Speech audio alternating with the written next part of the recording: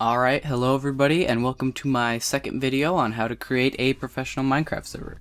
So today we'll be looking at our FTP client and our multicraft panel and basically just configuring that to how we need it. So first off, we already have our domain and we already have our server made on our localhost server.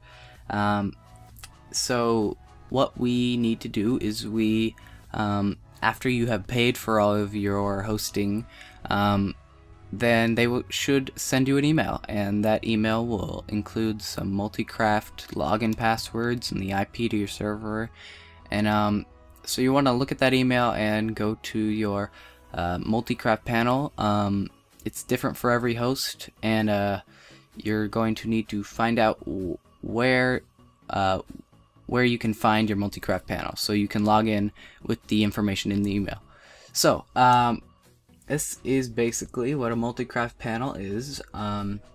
It's got all these different things on the side, even these drop down. It's got these 3 buttons, so this is a big jump from if you just hosted a local server. So let's just go through it. Alright, so let's start off with these things on the side. So you could just monitor your chat. If you click on that, then it will bring you to a page that you can see all the chat that's going on your server. Console, if you just click on that, then here's your console. So as you can see, multicraft automatically saves your world every so often, and if you want to type in a command op DaLatora, then you just send it and it says opt. So this is like a live feed. If you want to clear the entire log, you can just hit that, and you can't see what just happened. And yeah, so we're gonna skip FTP file access for now because that's later. Let's go down to files. So config files, if I click on that, then it will bring a page with all these different documents that are in our plugins folder, and you can actually configure a lot of your .yml files from this. So if you have a config file that for a specific plugin that you need to edit, then just click on that and you can edit and save, and then you'll be good to go. Alright, so Beast Node has this buck-get plugins. So if you click on that, then it brings up all these different plugins that are on the bucket plugins page, and you can just click on it and it will download to your server and you can just use it right away. So you don't even have to go to bucket.org to use it. So let's go back here. Backup. So if you just want to back up all your entire servers, then yeah, you can set it up through there. Alright, commands and scheduled tasks. So you can create different commands, like /stop, /start, which is what it uses to actually start the server. So and then you can use those commands in scheduled tasks. So let's say every day at 6 o'clock I wanted to I don't know, like restart the server. So we click on here, restart if empty or restart, and you can these are all like default pre-made commands, but you can even create more.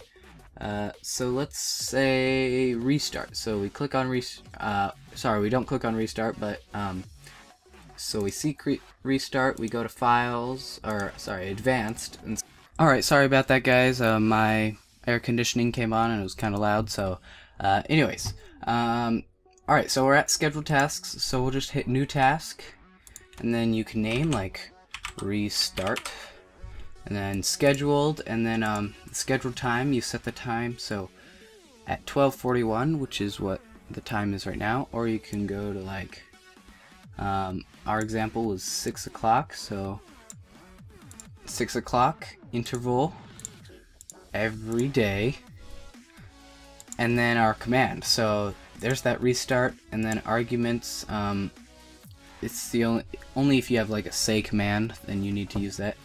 And then run for everyone. So you can run for the entire server, basically. Kind because some of the commands are like say, and you can say it to the entire server or just a few people. Yeah, so I'm not going to save that. I'm just going to go back to this. And users, so users is just going to show your FTP access, which again, I'll say I'll be going on later, and you can either restrict their access or make them so that they can only see the data, they can't change it. Alright, so the last thing is MySQL. So I already have a database. This is probably going to be blurred out, as with a lot of things in this video, just FYI, because this has a lot of my server's personal information that I don't want to get out to the public. Anyways, so you can create it. If you don't already have one, then you can create a new database. A lot of plugins call for this, and it's good to have. So if you ever have a plugin that calls for a MySQL database, I would create one and use that, because then it uploads to the MySQL instead of on your server files, so you don't use up this disk space, which, by the way, this is really a cool way to like see how much your server is using. So here's the CPU load, and here's the disk space usage, and then there is sometimes like RAM usage too, and yeah, so it's good to monitor that. Alright, so let's start on with the main part of multicraft right here. So if you have multiple servers, then this will drop down and you can see that. So these three buttons, restart, stop, and start, obviously they start, stop, and restart your server. You can name your server here, so this is my hub server. Players, then a status banner. If you want to see like your status banner here, then you can like upload this to your any like advertising website, which I will cover in the next video, and they will see like, oh, there's this many people on, and here's the IP. So that's nice. It updates automatically, and it's always like live feed. So that's really awesome to see. IP port world. This is if you have a different world name besides just world.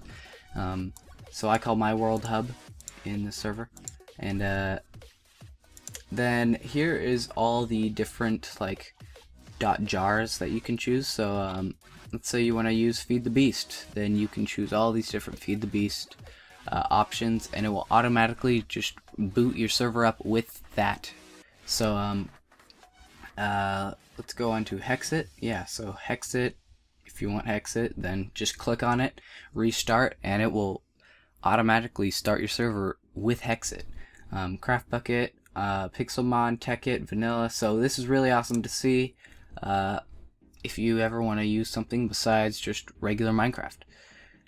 Jar file, so I'll talk about this in a bit and show advanced options. So this is how much memory your server has, kick delay, autosave, and announce world save. So if you want to save your world, multicraft does it automatically for you, and it you can choose whether to broadcast that it's saved or not.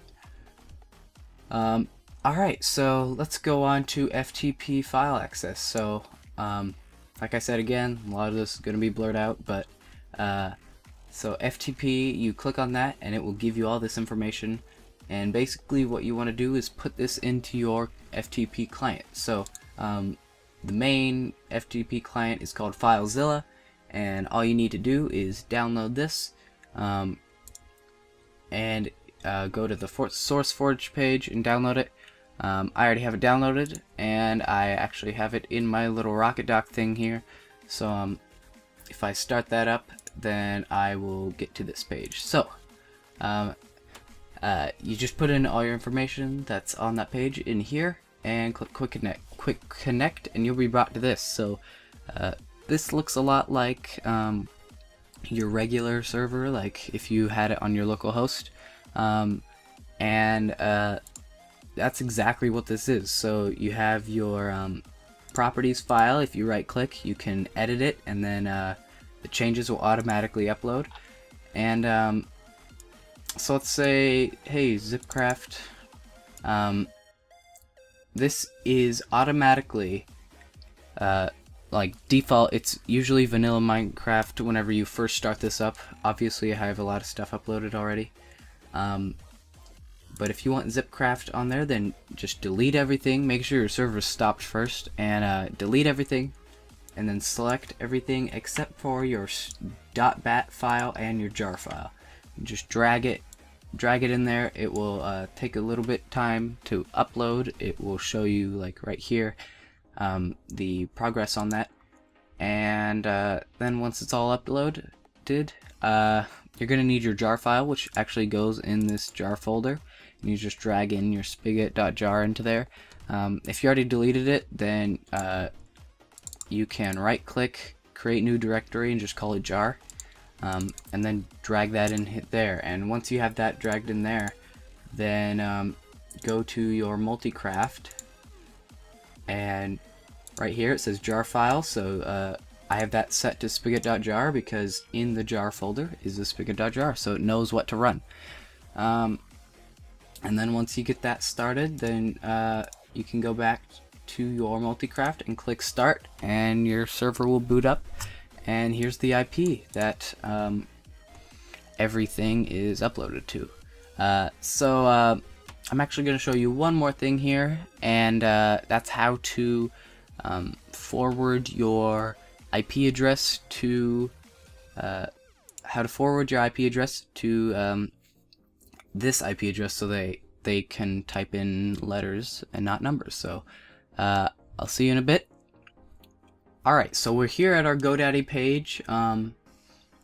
So my account is Crafty Games and blah blah blah. So once you're at this page, you are going to hit launch on domains. So here we go, and domain manager. Alright, so you're brought to this. I actually have multiple domains. I bought xfactions.net for a year, so I still have it and own it. And I recently bought craftygames.net, so you'll see this and you click on that.